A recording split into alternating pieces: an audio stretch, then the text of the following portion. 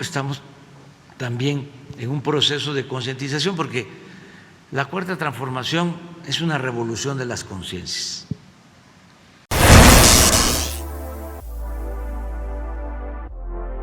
Se ponga a ver a Larraqui,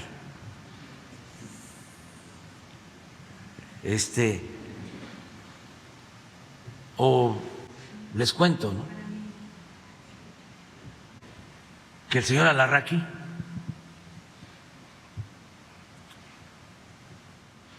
llegó a decir de que los que habían asistido a la inauguración del aeropuerto eran puros militares. O sea, llegó ahí el general Carlos Slim, el sargento Pedro Miguel,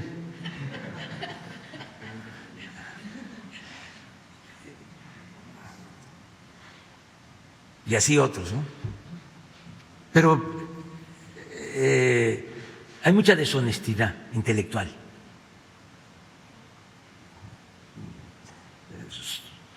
Por lo general, el conservadurismo, la derecha, es muy hipócrita y muy corrupta. Son dos cosas. Uno es que están enojados porque perdieron privilegios, sobre todo el privilegio de mandar y de robar, porque se dedicaban a saquear. Son muy corruptos, muy corruptos. Pues imagínense, no pagaban impuestos los de mero arriba. Y esto lo repito y lo repito, pero no se difunde en ningún medio de información. Bueno, hay honrosas excepciones. No se da a conocer que se condonaban los impuestos para las grandes corporaciones empresariales y financieras. No se habla de eso. Entonces, ese es un enojo que tienen. Y el otro enojo es sencillamente porque se está atendiendo al pueblo. Y ellos no quieren al pueblo, no le tienen amor al pueblo. Así es el conservadurismo. Son porfiristas, o sea, son partidarios de la esclavitud. Como son hipócritas, no se atreven a externarlo. En sus conversaciones íntimas, sí, expresiones racistas. Y tienen la idea de que si hay pobreza es porque la gente es floja, no trabaja. Y les dice uno, oye, ¿y qué pasa con los que se van a trabajar donde hay oportunidades de Estados Unidos y ahora están enviando más de 40,000 millones de dólares a sus familiares? ¿El pueblo de México es flojo? Eso no lo ven. No se dan cuenta de que si avanzamos, si progresamos, es por el trabajo de millones de mexicanos. El pueblo de México es muy trabajador, es de los pueblos más trabajadores del mundo. Pero la mentalidad conservadora no alcanza a reconocer eso. Entonces, estamos viviendo por eso momentos interesantes en la vida pública del país. No vamos nosotros a dejar de tratar estos temas. Es el aeropuerto, pero ya ahora es el Tren Maya.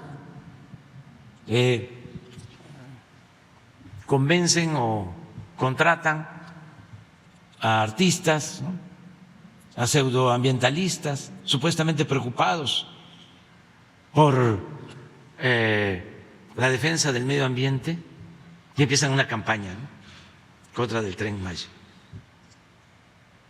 Primero, estamos sembrando como nunca árboles en toda la ruta del Tren Maya. 200,000 hectáreas de árboles. Y la brecha que se está abriendo para un tramo de 50 kilómetros es el equivalente a 100 hectáreas. Y estamos sembrando 200,000. Y se están creando en el sureste 3 parques de 18,000 hectáreas, reservas naturales. Allí en Tulum, un parque de más de 1,000 hectáreas, el Parque del Jaguar. Se va a ampliar la reserva natural de Calakmul. Y en la zona arqueológica de Uxmal, 2,200 hectáreas de reserva. Ayer mismo se declaró como zona de reserva natural el lago de Texcoco. ¿Cuándo estos artistas, pseudoambientalistas se pronunciaron por la destrucción que se iba a llevar a cabo del lago de Texcoco? ¿Cuándo? Estamos hablando del lago con más historia, que es el origen de México, Tenochtitlan. ¿Cuándo dijeron algo? Nunca, nada. ¿Cuándo dijeron algo durante el periodo neoliberal que los gobiernos entregaron el 60% del territorio nacional para la explotación minera? 120 millones de hectáreas. Me gustaría que estos abajo firmantes fueran ahí a Puerto Aventura, a Xcarec, a Iztacalica, una empresa estadounidense que obtuvo permiso para extraer materiales de construcción, un banco de materiales de construcción a 500,000 metros del Mar Caribe.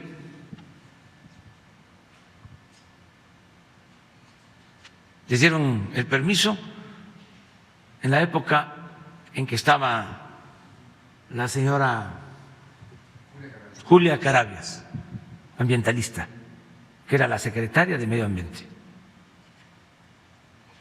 para la explotación.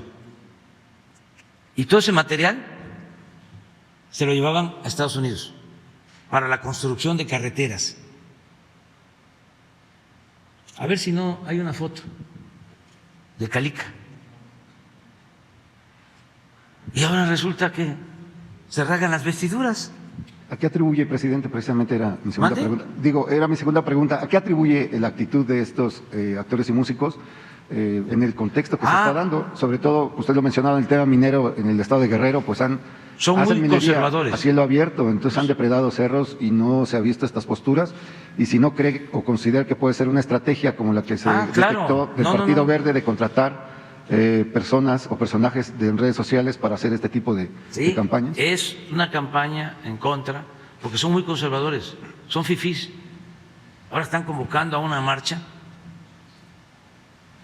creo que para el día 3 van a ir de blanco, aquí. ¿Quién convoca? Un escritor que se llama Martín Moreno, que es el más leído de estos sectores de clase media. ¿Qué escribe?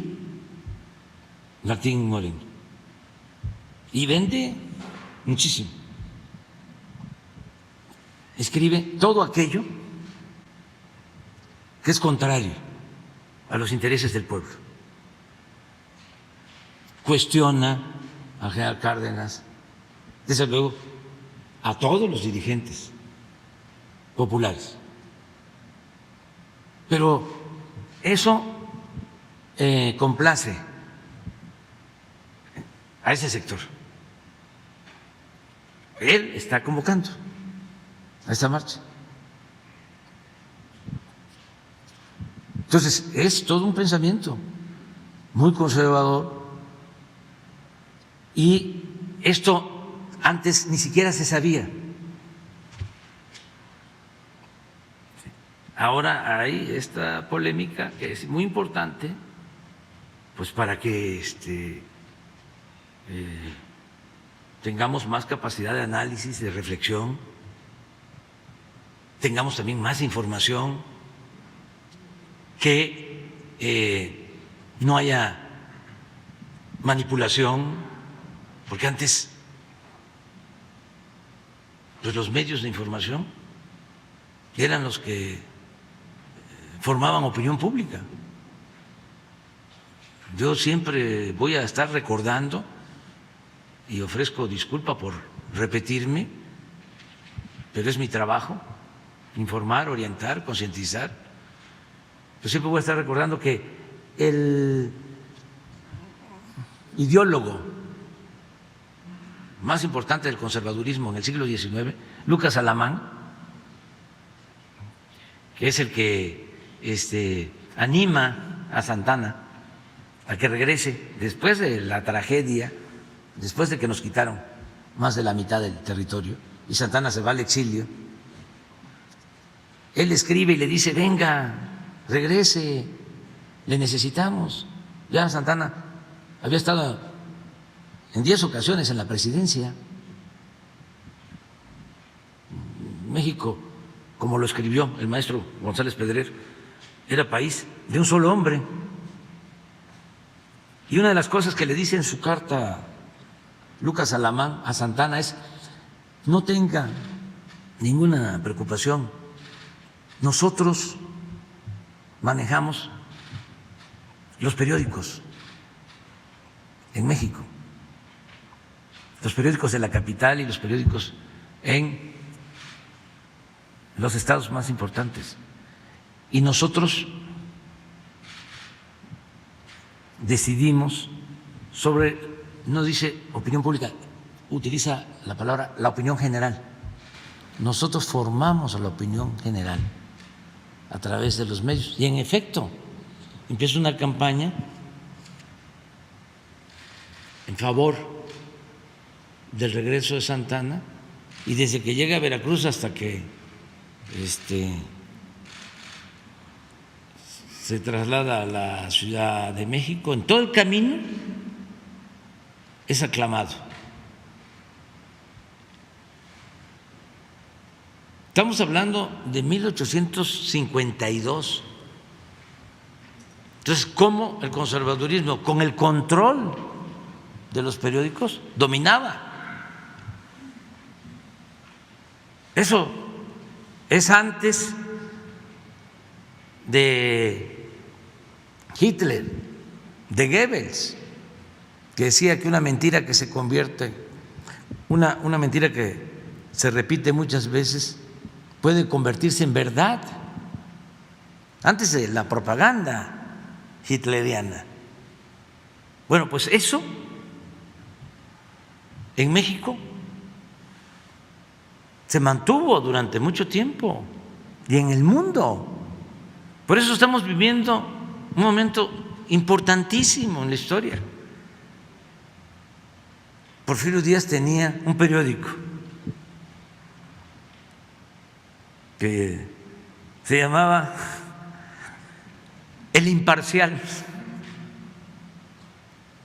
Ya estaban los escritores más famosos, intelectuales de la época, intelectuales orgánicos. Y con ese periódico manipuló muchísimo, porque además llegó a tener ese periódico tanta aceptación que alcanzaba tirajes de 120,000 ejemplares diarios en ese entonces, cuando en México habían 15 millones de habitantes y 96% de analfabetismo.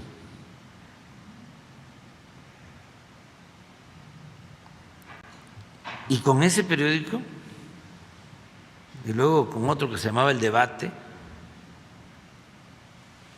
mantuvo el control. Y luego con la revolución lo mismo, pasó igual. Control de los medios hasta nuestros días. Pero llegó a ser tanto el poder de los medios, su capacidad de manipulación, que llegaron a imponer presidente de México con lo mediático.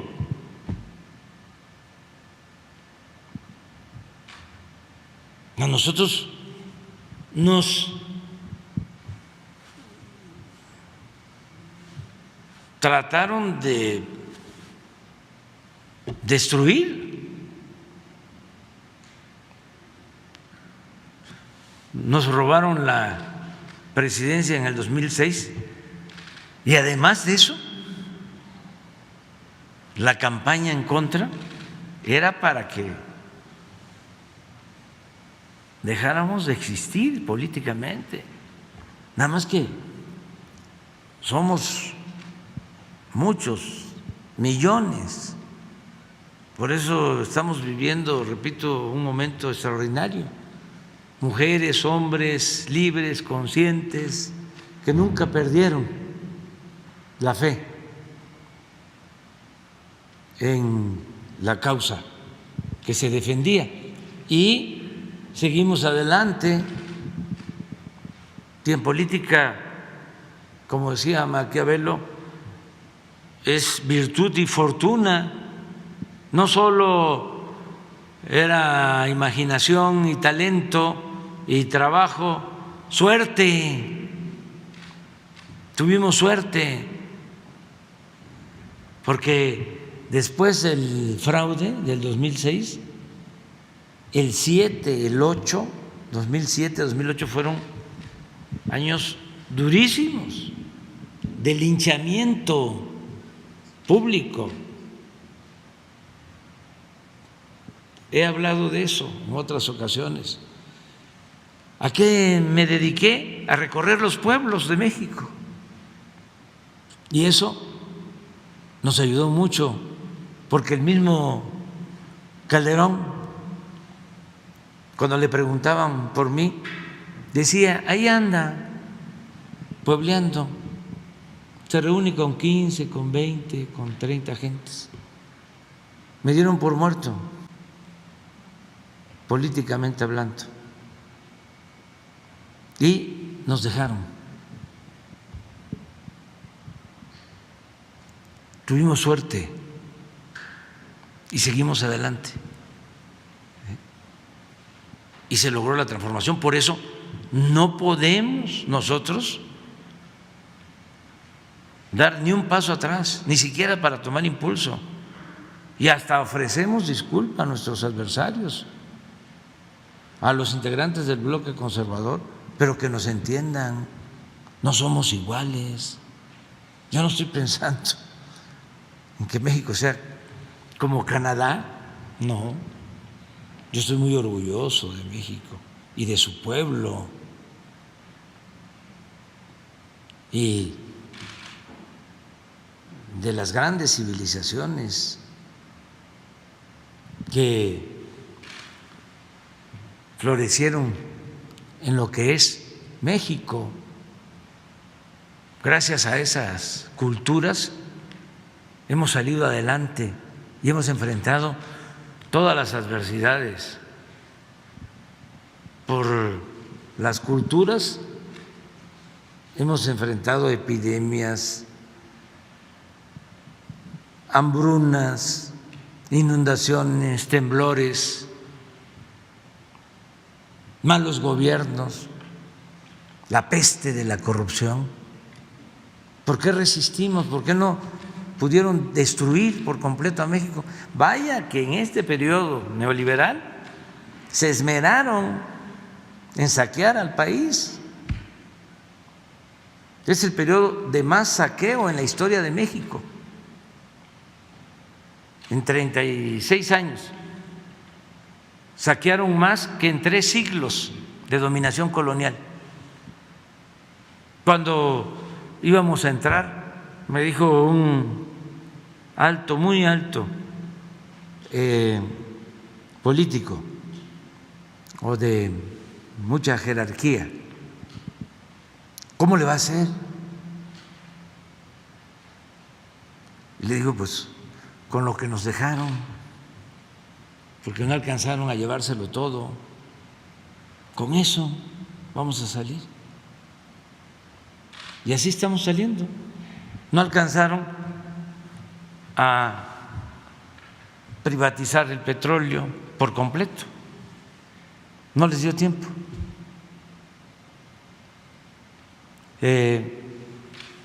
Lo mismo la industria eléctrica, no alcanzaron a entregar todas las minas. Sonó la campana, la alarma, y a cambiar el régimen de corrupción y a iniciar una etapa nueva. Y esto nos conviene a todos. ¿Cómo se iba a enfrentar una pandemia con un régimen corrupto como el que imperaba? ¿Qué hubiese pasado?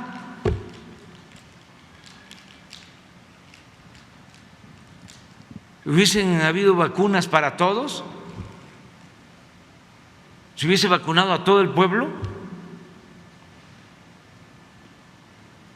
Si ellos son partidarios de cobrarlo todo, de cobrar la educación, de cobrar la salud, porque para ellos la educación pública es populismo, la salud para el que no tiene seguridad social es también populismo.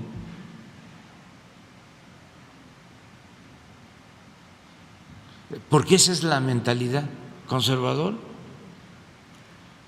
Entonces ahí vamos, poco a poco, y eso es lo que puedo comentarte. Y qué bien que estamos en estos tiempos de transformación y al mismo tiempo y a la vez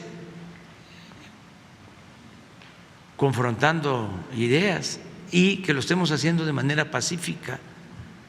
No pasa de insultos,